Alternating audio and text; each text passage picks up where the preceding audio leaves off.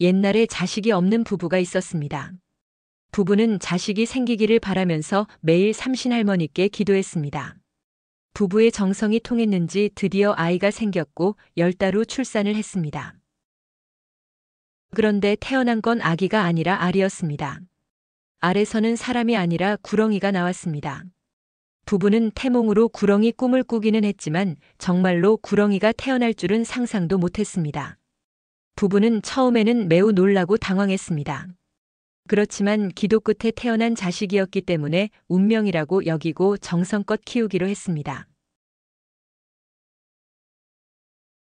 구렁이 아이는 어느덧 장성하여 구렁이 총각이 됐습니다. 구렁이 총각은 매우 착하고 성실해서 마을의 굳은 일을 도맡아서 했습니다. 동네 사람들은 구렁이 총각의 모습에 처음엔 매우 경계했지만 구렁이 총각의 착실한 모습에 점차 사람들의 태도는 누그러졌습니다. 구렁이 총각이 사는 마을에는 3명의 처녀가 있었는데 3명의 처녀는 서로 친한 친구였습니다. 처녀들이 한참 수다를 떨다가 구렁이 총각 이야기가 나왔습니다. 붉은 저고리만 입어서 불려우라고 불리는 처녀가 먼저 말했습니다. 아무리 착해도 얼굴이 구렁이잖아. 너무 징그럽다. 불려우 처녀의 말에 안경 쓴 처녀가 맞장구 쳤습니다. 그러게 말이야. 난 보기만 해도 무서워. 그런데 얘기 들었어? 구렁이 총각이 색시감을 찾고 있대. 그게 정말이야? 소름 끼친다. 그러게 말이야. 어떤 정신 나간 여자가 구렁이한테 시집을 가겠어? 둘의 이야기를 듣고 있던 나머지 한 처녀는 눈치를 보다가 조심스럽게 말했습니다. 그렇지만 마음은 착한 것 같은데 생긴 것만 가지고 그러는 건 조금 너무한 거 아닐까? 얘, 정신 차려. 그냥 못생긴 정도가 아니야. 구렁이라고. 구렁이랑 사람이 어떻게 혼인하니? 사실은 나 구렁이 총각이랑 혼인하기로 했어. 구렁이랑 혼인한다는 말에 2명의 친구는 경악을 했습니다. 뭐? 미쳤어? 네가 왜 구렁이한테 시집가? 맞아, 다시 생각해봐. 동정심이라면 그만두는 게 좋아. 구렁이 총각과 혼인한다고 밝힌 처녀는 친구들의 만류에도 고집을 꺾지 않았습니다. 이미 결정된 일이야. 나 먼저 가볼게. 처녀는 그렇게 말하고 도망치듯 자리를 피했습니다. 얼마 후 구렁이와 처녀는 혼인을 했습니다. 불려우 처녀와 안경 처녀는 혼인하는 친구를 비웃기 시작했습니다. 매번 혼자 이쁜 척 착한 척 하더니 이번엔 자기 무덤을 자기가 판격이네. 스스로 인생을 망치다니 꼴 좋다. 한편 그날 밤 구렁이와 혼인한 색시는 놀라운 일을 겪었습니다. 구렁이 신랑이 허물을 벗더니 사람으로 변한 것이었습니다. 그것도 절세의 미남 선비였습니다. 구렁이 총각은 전생의 업보 때문에 혼인을 해야만 사람의 모습이 될 수 있었던 것입니다. 구렁이 총각이 장가를 가자마자 절세의 미남 선비로 변했다는 소문은 삽시간에 퍼졌습니다.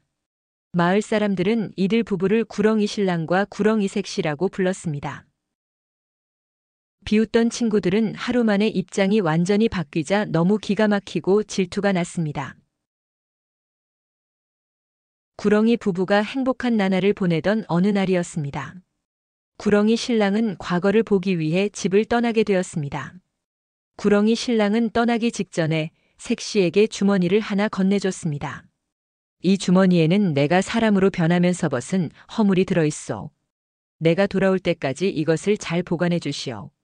절대로 훼손되거나 잃어버리면 아니 돼요. 구렁이 신랑은 그렇게 신신당부하고 길을 떠났습니다.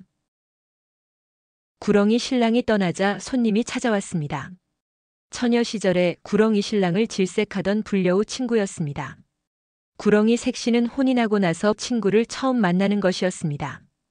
뒤에서는 구렁이 총각이랑 혼인하는 걸 비웃었던 불려우는 구렁이 신랑이 미남 선비로 변하자 심기가 불편해진 것입니다. 친구의 속마음을 전혀 모르는 구렁이 색시는 오랜만에 찾아온 친구가 반가웠습니다. 오래간만이다.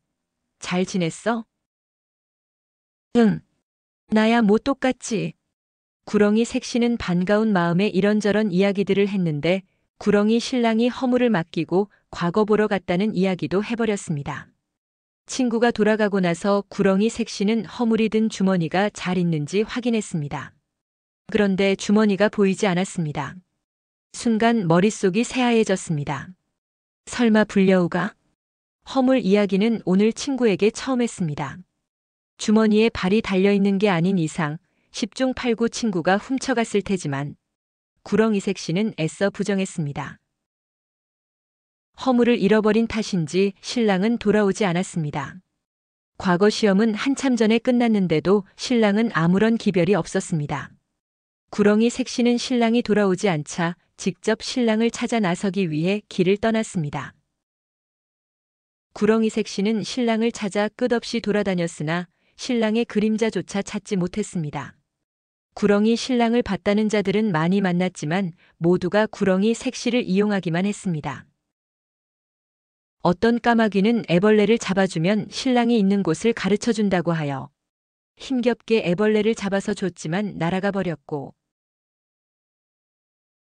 어떤 소는 밭을 대신 갈아주면 신랑이 있는 곳을 가르쳐준다기에 열심히 밭을 갈았더니 소는 자는 척을 해버렸습니다. 또다시 길을 가다가 만난 멧돼지는 칡뿌리를 캐주면 신랑이 있는 곳을 가르쳐준다고 했으나 막상 칡뿌리를 캐다 주니 냅다 도망가 버렸습니다. 그렇게 지쳐버린 구렁이색 씨 앞에 예전의 친구가 나타났습니다. 바로 안경처녀였습니다. 구렁이색 씨야. 사실은 내가 니네 신랑 소식을 알아. 구렁이색 씨는 반갑다는 인사조차 잊고서 흥분하면서 물어보았습니다. 정말이야? 제발 가르쳐줘. 제발. 여기서 쭉 가면 강이 있는 거 알지? 거기서 이 피리를 불면 길이 열릴 거야. 그리고 서둘러. 네 신랑이 조만간 새장가를 간대. 뭐? 그게 정말이야? 구렁이색 씨는 신랑이 새장가를 간다는 말에 매우 놀라서 곧바로 강으로 달려갔습니다. 구렁이색 씨는 달려가면서도 야속함을 느꼈습니다. 아무리 허물을 잃어버리는 잘못을 했다지만 색씨가 두 눈 시퍼렇게 뜨고 살아있는데 새장가를 간다니 어떻게 그럴 수가. 구렁이 색씨는 신랑을 원망하면서 달려간 끝에 강가에 도착했습니다. 구렁이 색씨는 강가에서 피리를 불었습니다.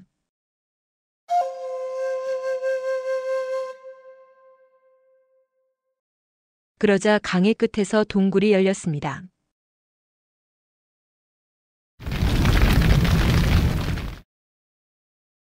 동굴이 생기자 구렁이 색씨는 잠시 놀랐지만 곧바로 동굴 속으로 들어갔습니다. 동굴 속에는 집이 한 채 있었는데 거기 꿈에도 그리던 서방님이 있었습니다.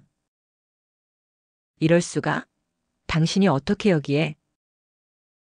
서방님, 보고 싶었어요. 서방님, 제가 잘못했어요. 서방님이 그렇게 당부했던 허물을 잃어버려서 제가 미워지신 거죠? 용서해 주세요. 제발이요. 미워지다니 말도 안 되는 소리요. 나도 당신을 얼마나 보고 싶었는지 모른다오.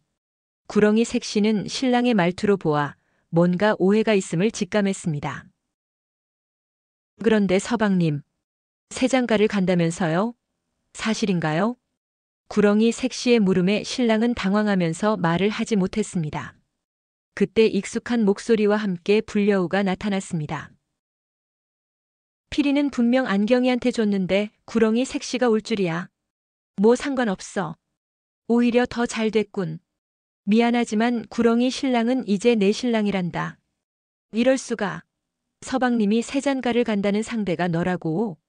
네가 어떻게 나한테 이럴 수가 있어. 신랑의 목숨이나 다름없는 허물을 제대로 간수 못한 건 너잖아. 그 허물이 파손되면 구렁이 신랑은 죽게 된다고. 그리고 그 허물은 내가 갖고 있거든. 자기가 훔쳐놓고 간수를 못했다고 그러다니 구렁이색 씨는 기가 막혔지만 어쨌든 이제서야 모든 상황을 파악할 수 있었습니다. 허물을 훔친 불려우 친구는 구렁이 신랑에게 접근해서 구렁이 색씨가 허물을 태웠다고 거짓말을 했는데 구렁이 신랑은 허물이 불타면 자신은 이미 죽었을 거라며 거짓말하지 말라고 하자 불려오는 허물이 곧 구렁이 신랑의 목숨이라는 걸 눈치채고 허물을 보여주며 구렁이 색시는 잊어버리고 자신의 신랑이 되라고 협박했던 것입니다.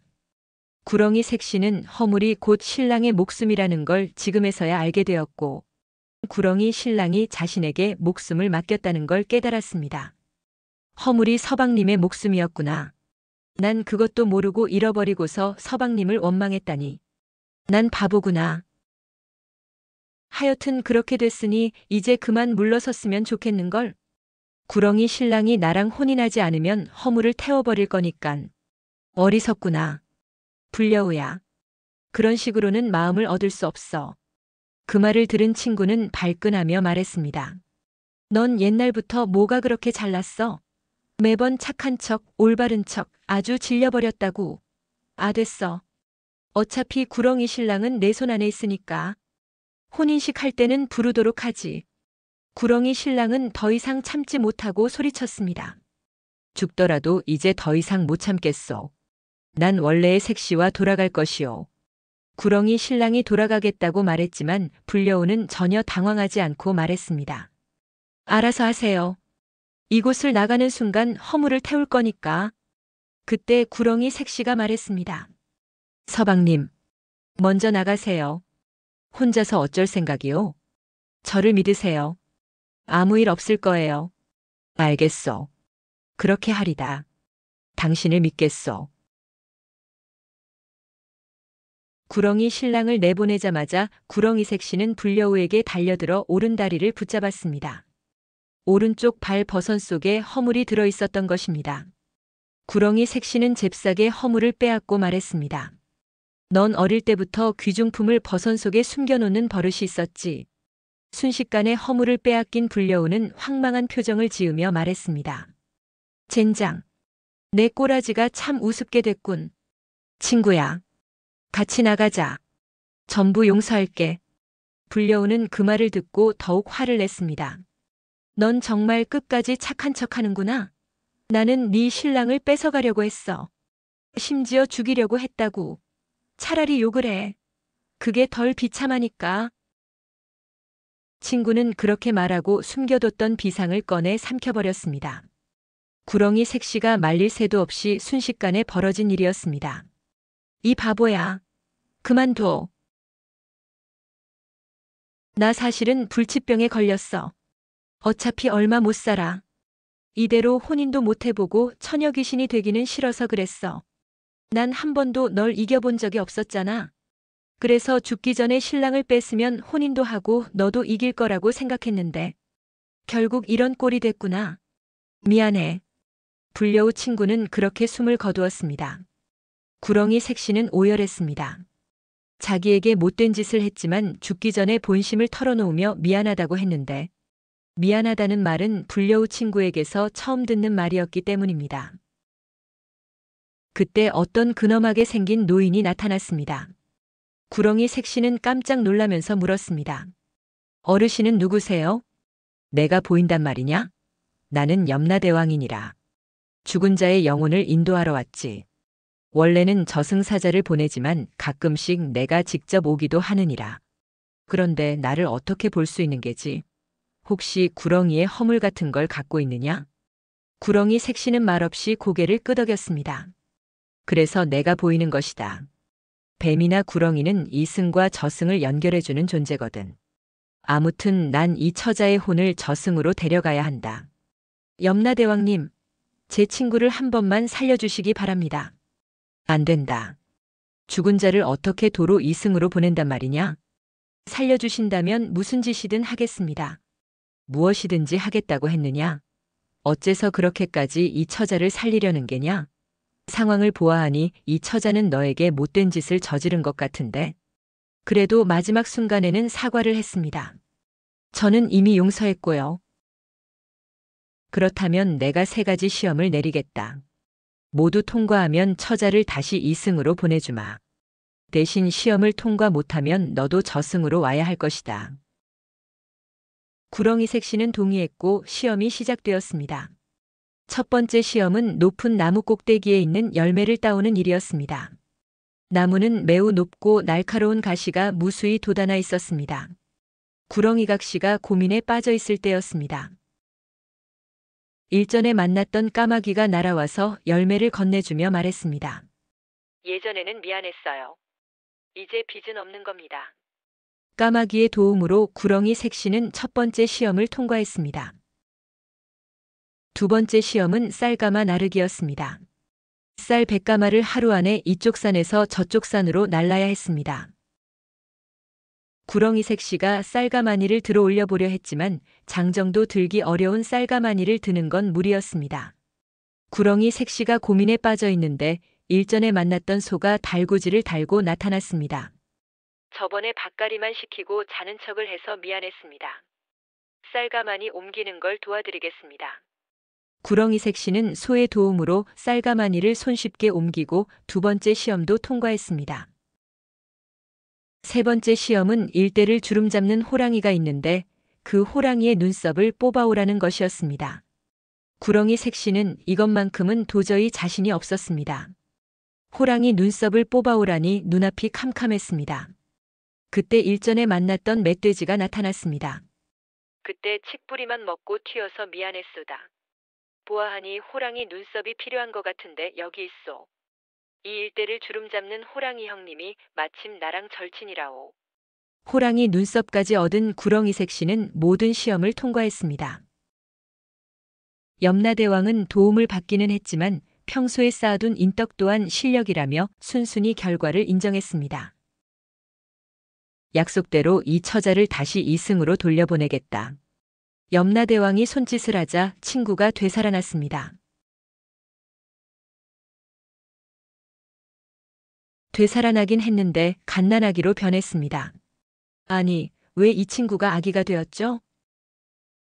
나는 다시 이승으로 보내준다고 했지 도로 살려낸다고 한 적은 없다. 그 아기는 지금 환생을 한 것이다. 이제 용문은 끝났으니 난 돌아가겠다. 염라대왕은 그렇게 사라져버렸습니다. 구렁이 색시는 당황했지만 곧 냉정을 되찾고 아이를 안고 밖으로 나갔습니다. 동굴 밖으로 나오자 구렁이 신랑이 기다리고 있었습니다. 무사히 돌아왔구려. 오랫동안 나오지 않길래 걱정을 많이 했소. 그런데 어찌 갓난아이를 안고 있소? 구렁이 색시는 안에서 있던 이야기를 해주었습니다. 문득 구렁이 색시는 허물이 들어있는 주머니를 열어보았습니다. 주머니 속에 있던 허물은 여의주로 변해 있었습니다. 구렁이 신랑은 이제 허물이 상해서 목숨을 잃을 걱정이 사라진 것입니다. 이후 구렁이 신랑과 구렁이 색시는 환생한 친구를 딸자식으로 삼았고 그와 함께 아들, 딸을 더 낳고 행복하게 오래오래 살았다고 합니다. 여담으로 안경처녀는 불려우에게 구렁이 신랑과 혼인한다며 청첩장과 피리를 받았습니다. 청첩장에는 요술피리를 불어야만 나타나는 동굴의 위치가 적혀 있었고 안경처녀는 불려우와 같이 구렁이 색시를 비웃긴 했지만 아무리 그래도 신랑을 뺏는 건 아니라고 생각하고 구렁이 색시에게 피리를 넘겨줬던 것입니다. 나중에 구렁이 색시에게서 불려우가 불치병에 걸렸다는 것과 환생하여 자신의 딸이 됐다는 사실을 전해 듣고 안심했다고 합니다.